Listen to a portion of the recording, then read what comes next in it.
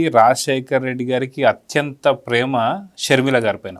పాప అని చెప్పి పిలుస్తూ చాలా ప్రేమగా ఉన్నటువంటి వీడియోలు, ఫోటోలు మనం చాలా చూస్తూ వస్తుంటాం. అలాంటిది రాజశేఖర్ రెడ్డి గారి గతంలో రాజకీయాల్లోకి జగన్మోహన్ రెడ్డి వచ్చినా ఎప్పుడు కూడా ఏపీకి రానివ్వలేదు. ఆ సంగతి రోసే గారు చెప్పారు, చాలా పెద్దలు చాలామంది చెప్పారు. ఇవన్నీ తెలిసైనా నిజంగా మన వాళ్ళకి మాత్రమే సొంతం కావాలి ఆస్తులు అని చెప్పేసి రాజశేఖర్ రెడ్డి గారు కూడా అనుకున్నారని చెప్పి విజయం ఈరోజు లేఖలో చెప్తున్నారు. కానీ అదే విజయం గారిపైన క్యారెక్టర్ అసోసియేషన్, అదేవిధంగా చూసుకుంటే మనకి షర్మిల గారిపైన కూడా ఇదే రకమైన వ్యాఖ్యలు, ఏదైతే ఆ వర్రా రవీందర్ రెడ్డితోని నిజంగా షర్మిల గారి యొక్క క్యారెక్టర్ మీద కూడా మాట్లాడుతున్నారు. సొంత అన్న ఇలా మాట్లాడడాన్ని ఎలా చూడాలి, సొంత కొడుకు ఇలా మాట్లాడిస్తున్నాడంటే ఎలా చూడాలంటారు? కొడుకు అనే పదానికే కళంకం. మొన్న షర్మిల ఏమంది, అన్న అనే పదానికే కళంకంగా మారాడు. ఇప్పుడు మీరు అన్న దీని ప్రకారం ఈ రాచమల్లి శివప్రసాద్ రెడ్డి, లేకపోతే అతను ఎవరు సతీష్ రెడ్డి, లేకపోతే ఇక్కడ ఈ తెలంగాణలో ఎవరు కొండ రాఘవరెడ్డి, ముగ్గురు ప్రెస్ మీట్లు పెట్టారు. ఎవరు చెబితే పెట్టారు? ముగ్గురు ప్రెస్ మీట్ల సారాంశం ఇదే. ఇప్పుడు సత్యమూర్తి గారు చెప్పిన ఆ లిస్టే చదివారు, ముగ్గురు చదివారు. ఎవరిది? షర్మిల ఆస్తుల లిస్టు అక్కడ సతీష్ రెడ్డి చదివాడు, ఇక్కడ ఈ శివప్రసాద్ రెడ్డి చదివాడు, రాఘవరెడ్డి చదివాడు. ఇప్పుడు అక్కడేంటి పులివెందుల్లో 7 ఎకరాల 60 సెంట్ అని, ఈ రాజు యువరాజ్ థియేటర్లో 35% వాటా అని, ఒక 2 హైడ్రో పవర్ ప్లాంట్స్ అని, పులివెందుల్లో పలానా ఇంత భూమి అని, లేకపోతే అక్కడేంటిది రాజారెడ్డి ఇల్లు కూడా ఆమెకే ఇచ్చారని రైల్వే కోడూరులో, అక్కడ ఒక 52 ఎకరాలు, ఇక్కడ 90 ఎకరాలు అంటూ వరుసగా లిస్టు చదివారు. అంతకుముందు విజయసాయిరెడ్డి ఇలాగే చదివాడు. కరెక్ట్గా సంవత్సరంన్నర క్రితం వీళ్ళిద్దరితో ప్రెస్ మీట్ పెట్టించాడు జగన్మోహన్ రెడ్డి. ఆ రోజు ఎవరితో? సుబ్బారెడ్డితో, సాయిరెడ్డితో.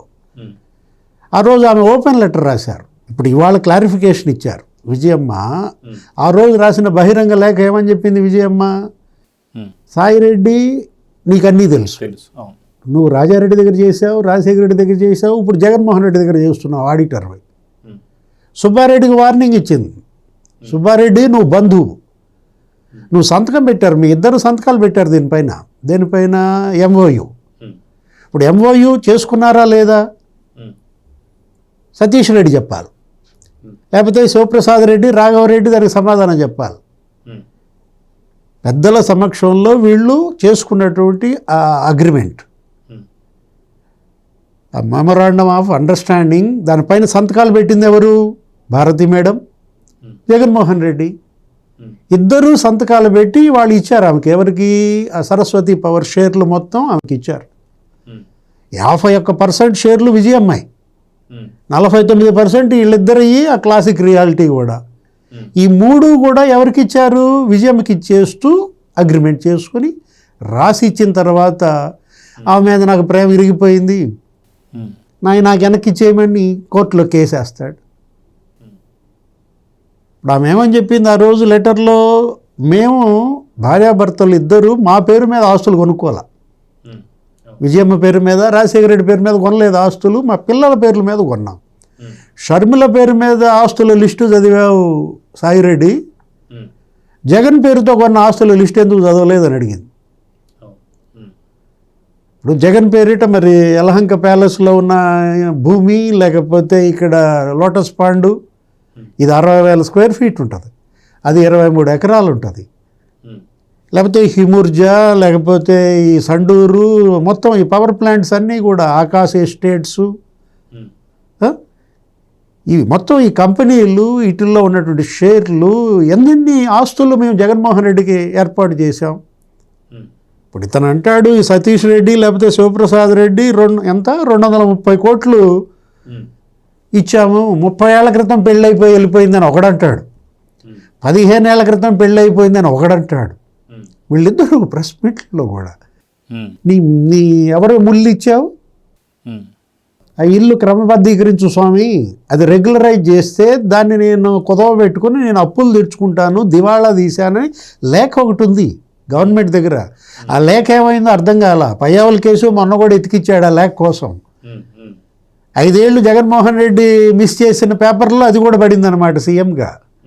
అంటే ప్రభుత్వంలో ఆ విధంగా రికార్డులు కూడా చోరీ చేసినటువంటి పరిస్థితుల్లో వీళ్ళు ఎక్కడి నుంచి వచ్చాయి ఈ ఆస్తులన్నీ వేల కోట్లు? ఇప్పుడు భారతీయ సిమెంట్స్ ఉంది, ఎంత దాని నెట్వర్త్?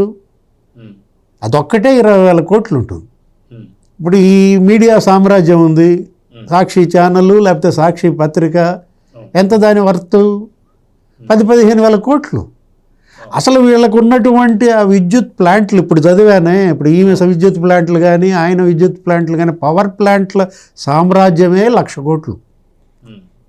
హిమాచల్ ప్రదేశ్, తీస్తా, లేకపోతే ఏంటది హిమూర్జా, ఇప్పుడు ఈ సండూర్ కర్ణాటకలో, 5 రాష్ట్రాల్లో ఉన్నాయి వీళ్ళకి ఏంటి పవర్ ప్లాంట్స్.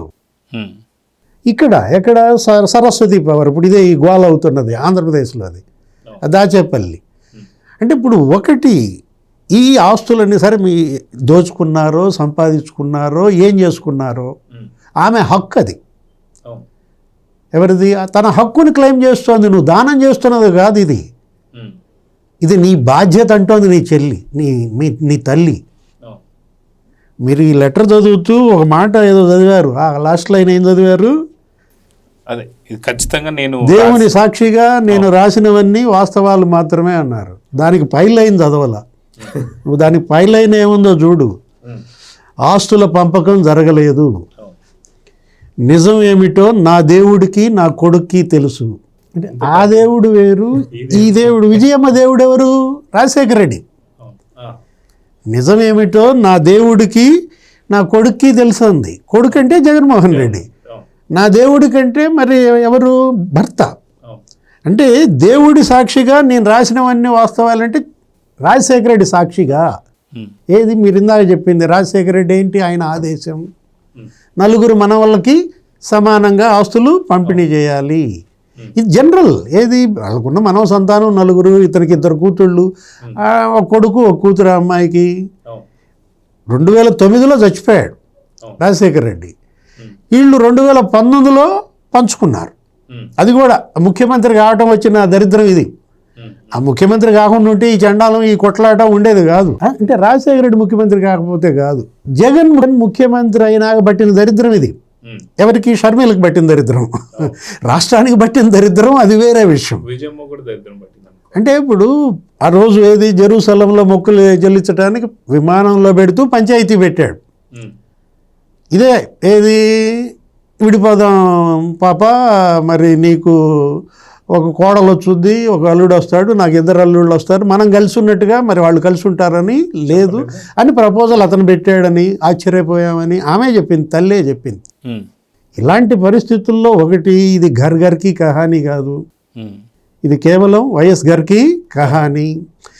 ఆమెమో అన్న పదానికే కళంకం అంటాం, ఈమెమో కొడుకు అనే పదానికే కళంకం అంటాం. అసలు ఆ కుటుంబమే కళంకం. అర్థం కాలా? ఏది ఇవాళ ఆంధ్రప్రదేశ్కి కానీ లేకపోతే 2 తెలుగు రాష్ట్రాలకు కానీ ఇప్పుడు అన్న అనే పదానికి కళంకం అని చెల్లి అంటోంది. ఆ చెల్లినేమో ఇట్లాంటి పనికిమాలిన చెల్లి, అసలు ఏ అన్నకు వద్దని వీళ్ళు అంటారు. అదే అనిపిస్తాడు జగన్మోహన్ రెడ్డి. నేను అంటోంది అదే, కళంకితుడు అన్న ఆ కుటుంబం కళంకిత కుటుంబం, చెల్లి పనికిమాలింది, ఆ కుటుంబం పనికిమాలిన కుటుంబం. ఇది జనం అనుకుంటున్నమాట. ఇంత కళంకిత కుటుంబం, ఇంత పనికిమాలిన కుటుంబమా రాజశేఖర రెడ్డి అని చెప్పి వాళ్ళ జనంలో చర్చ. Please subscribe to Leo news for more videos.